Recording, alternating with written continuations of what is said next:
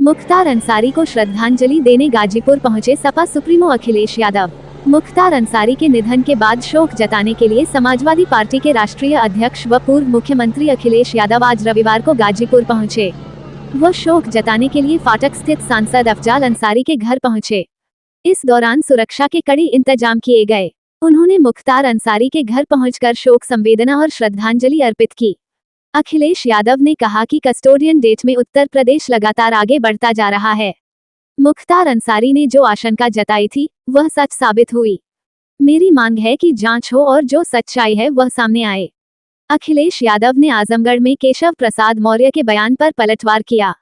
कहा कि केशव प्रसाद से बड़ा गुंडा कौन है। अखिलेश ने कहा कि फिर से भाजपा की सरकार आई तो अग्निवीर की तरह खाकी वालों की वर्दी 4 साल की हो जाएगी। अखिलेश यादव ने कहा कि जेल में जो घटना हुई उस घटना के सवालों का जवाब सरकार के पास नहीं है।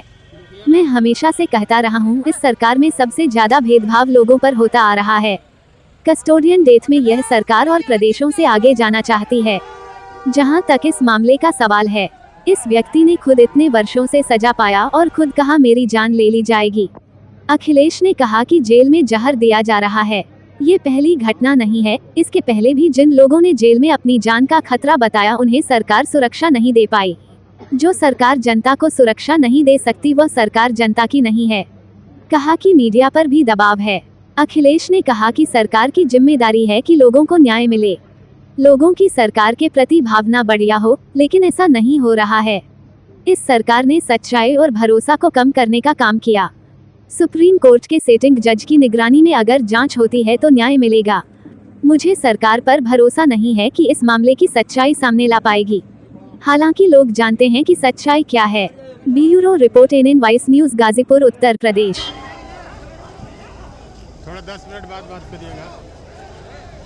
10 मिनट बाद।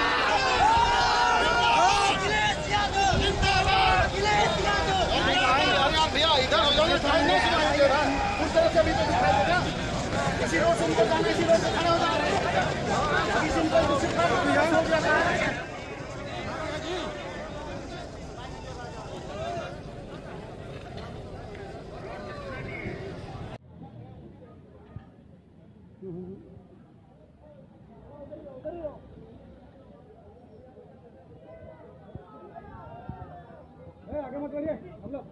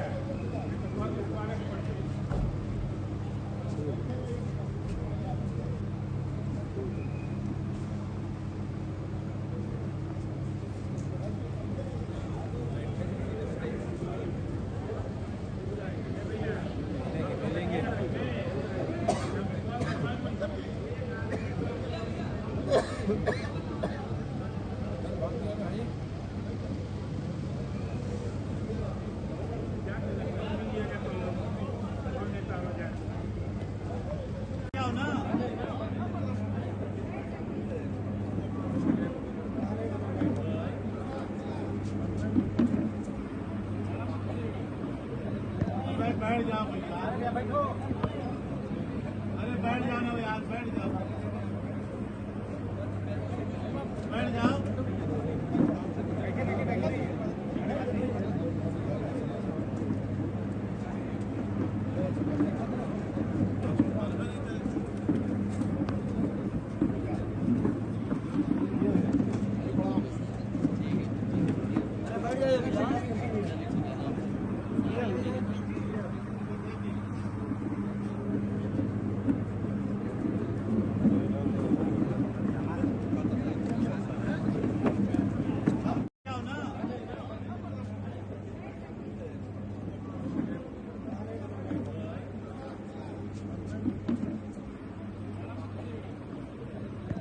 बैठ जाओ भैया, बैठो।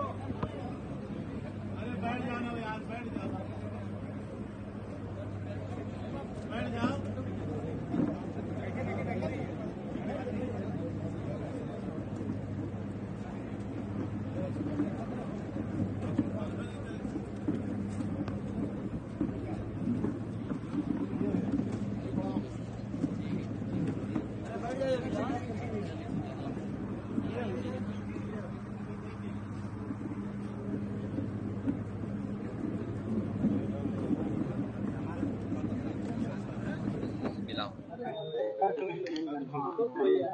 सदस्यों ने कुछ शिकायत भी की।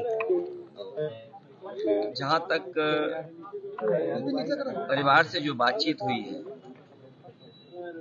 वो हमारी अलग बातचीत है। आम मीडिया के लोग हैं, हर चीज को समझते हैं। राजनीतिक लोग अपनी तरीके से डिफाइन करते हैं चीजों को, लेकिन जो कुछ हुआ है वो सवाल खड़ा करता है सरकार के ऊपर। जो घटना हुई जेल के अंदर, उन सवालों का जवाब सरकार के पास नहीं है। कोई आज बात मैं कह दूं, आप मेरे जितने भी भाषण हैं विधानसभा के या विधानसभा के बाहर, जब कभी भी प्रेस से बातचीत हुई है, उस दौरान मैंने ये कहा कि सबसे ज्यादा भेदभाव, अन्याय इस सरकार में लोगों के ऊपर हो रहा है। और कस्टोडियल डेथ में भी ये सरकार और प्रदेशों से आगे जाना चाहती है।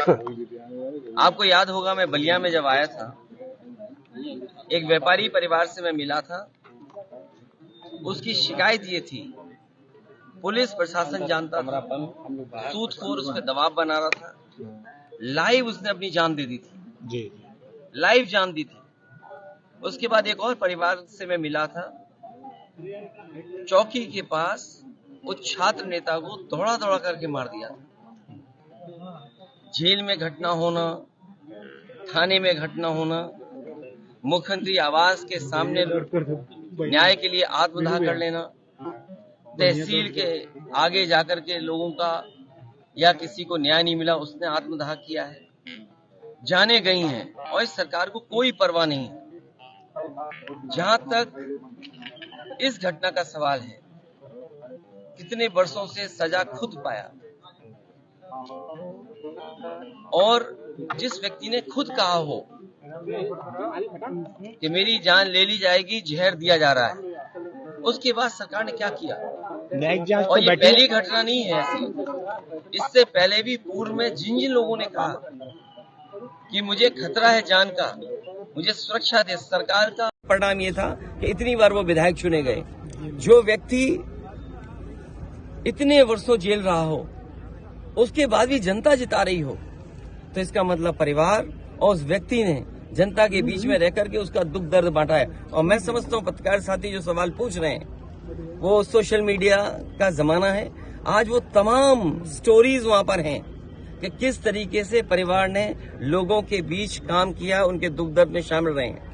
लोकतंत्र में जो जनता का दुख दर्द नहीं बांटता, दुख दर्द में नहीं खड़ा होता, उसके साथ जनता भी नहीं खड़ी होती है। और वो जिस दिन खबर सुनी लोगों ने, और आज तक जिस तरीके से परिवार से लोग जुड़ रहे हैं, ये बताता है कि परिवार के लोग जनता के बीच में रहकर के उनके दुख दर्द को समझते हैं। NNY 24/7 न्यूज की खबरों से जुड़े रहने के लिए इन सोशल मीडिया प्लेटफॉर्मों से जुड़े और बने रहें NNY 24/7 न्यूज के साथ। NNY 24/7 news, the smart generation web and digital media.